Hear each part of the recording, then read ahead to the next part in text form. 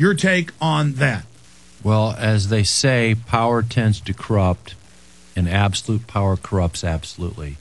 And this is just a fact of life. And as the power elite, those who are in separation consciousness, those who are in fear consciousness, realize that the internet and the consciousness of the people is increasing more and more, and the people like Alex Jones and myself and Paul Craig Roberts and the hundreds of thousands of other patriots around the country who are working for a better, freer, sovereign nation and world right now are getting the message out, and getting the message out very effectively. These people are freaking out, and the first thing that they think of is getting a bigger stick, trying to knock us down, trying to hit us, trying to control us. And of course, the police departments are the main place. Now, most of the cops don't know what's going on. Now, when I was a city council member, we still had peace officers. We had peace officers, and we had policemen that were there for the people of Austin.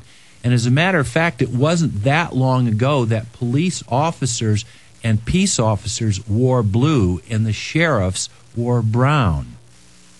And now they're all in black. I see that Maryland is just, not Maryland, but Massachusetts, which is supposed to be the home of the most liberal people in the country, now have got all their police officers in all black. And they were in the news. The police chief said this is to intimidate you. And it's like the Praetorian Guard. And again, history tends to repeat itself. And just like the Caesar, when it went from a republic to an empire, they created the Praetorian Guard. And the Praetorian Guard, of course, all wore all black. And that is a psychological way to create fear. And all of this is a choice between fear and love, between separation and coming together. And this, as I've said 1,000 times, this is bigger than just an economic or a political or a cultural war. This is a time for each and every one of us to make a choice. It's a time of spiritual choice, whether we're going to live in unity consciousness and cooperation and be sovereign and free and first of all, love ourselves and our family and our world and the good things that government can bring, such as the Constitution, or whether we're going to close our eyes and we're going to listen to these rascals and all of their lies and everything that they're saying to us, ABC, CBS, NBC, Time, Newsweek, every place. It's all propaganda to create fear. So that, well, George, there's no longer any doubt. I mean, if there was a checklist of 30 things that are tyranny, they've double-checked everything. It's now admitted, and this started decades ago, but that almost all TV is government paid for, and they're writing the scripts with all these messages of tyranny. It's including NPR. And for all my good liberal friends, it's the worst. Still listen to NPR. Wake up. It's the worst. Just because they say it with kind of a sweet, a loving, a soft. It's hypnotizing. It makes me physically ill to listen to those hypocrites. Physically ill. And I'll tell you what. Look at Obama expanding all the wars. Your first movie on this, the Obama deception. You got to underword the word deception, because this guy, even though he's the most incredibly charismatic person who's been on the scene for the last 50 years, it's all about deception, deception, deception. Every single one of his promises, as you have pointed out again and again and again, he's gone 180 degrees apart. And I still see my friends who are, Obama, Obama. And so I say, well, do you support the war? And they kind of shake a little bit, and most of them run off because they know that there's going to be an intelligent discussion, because they're cognitive dissidents. And remember this term, cognitive dissonance, and it's something that we all have, is that we invest our time, energy, or money in a concept, is that when we find out that that concept is not right, psychologically we create barriers and fight against that. And that's what's called having an open mind and listening. And every single point that Obama made on the campaign trail, as you have so eloquently pointed out and so factually pointed out, he's gone 180% against it. He is so far more of what is classically called a fascist than even George Bush. And people say, well, you're just a Republican. And 4 years ago, they were saying, you're just a Democrat. You know, we're neither Democrat or Republican. We are American citizens who believe in the Constitution. This is not a question of right or wrong, right or left. It's a question of right or wrong. Do we want freedom? Do we want truth? Do we want a better America? Or are we going to be asleep? Well, the American people have not been taught in the last 30, 40 years what tyranny is. And so they're told, here's freedom, but it's really tyranny.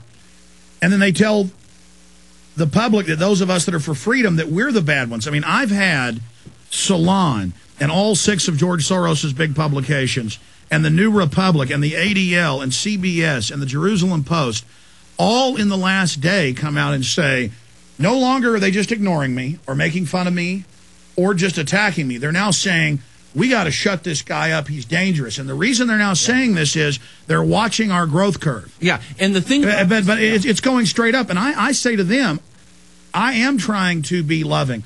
I know they're wrong. I know they're abusive. I know they're hurting my country. I know they're involved in evil. And I'm telling them now, and I'm going to look at them right now and tell them, you're in the wrong. You know you're bad. You know you're lying. You know you're using duplicity. You know the New World Order's real. I mean, the ADL and CBS wrote articles saying, I'm this big liar. I say they're setting up a world government. I mean, it's all over the news. Earlier on the show, I went over a bunch of mainstream. I mean, look at this. Financial Times of London. This is one of thousands in the last year. Yes. And now for world government. And this article says, we've lied to you for your own good. We're taking over. It's authoritarian. These are quotes. Here's another one. In here, I've got the New York Times, Ban Ki-moon, coming out and calling for world government and world taxes. But this is what I'm saying, George. Mm-hmm. What is the ADL and CBS doing? What is Salon doing when they come out and say it's a conspiracy theory, there's no mercury in the shots when the insert says it? What are they doing when they say there's no world government when it's simultaneously being announced by mainstream media as a good thing? It's almost like they want to destroy themselves. I mean, do they understand, or are they so arrogant and they think it's 20 years ago and people just bought whatever they said? Well, it's ad hominem. What they're trying to do is they're trying to go after you as a person. And I know you. And for people who listen to Alex for the first time, and we've all gone through our Alex initiation, Alex rants and raves, and he shouts and he raises his voice. And so many people say, I can't stand, he's just too intense. And I just say, listen to him for a week. And kind of listen. Well, I don't want to talk about me, but listen to what I'm saying, because this is important. And Alex not only is about 98% of what he's saying, if not 100%, right on accurate, that you won't get on CBS or NBC or whatever, which is information you need to know. But he also has a heart of gold. As gruff and as grump as he sounds, he's a great guy. And what's more important is that for all the time I had my television show, I would invite hundreds of city officials, newscasters, people to come in and not debate, but just have a discussion about this. And I know you've done the same thing. And you would invite the top newscasters of CBS, NBC, of the ADL to come in here and just have a discussion and share back and forth. But they won't do it. They won't come and have an honest discussion. They have to dehumanize you. And so instead of, as human beings, talking about our point of view and they want to separate everybody. Of course. And it's all about, that's why Chris Matthews and the folks on CNN, not just MSNBC, they have that talking point that if you say, I don't want socialist health care, they go, why are you a racist? Yes. Obviously, it's illogical. It has nothing to do with that.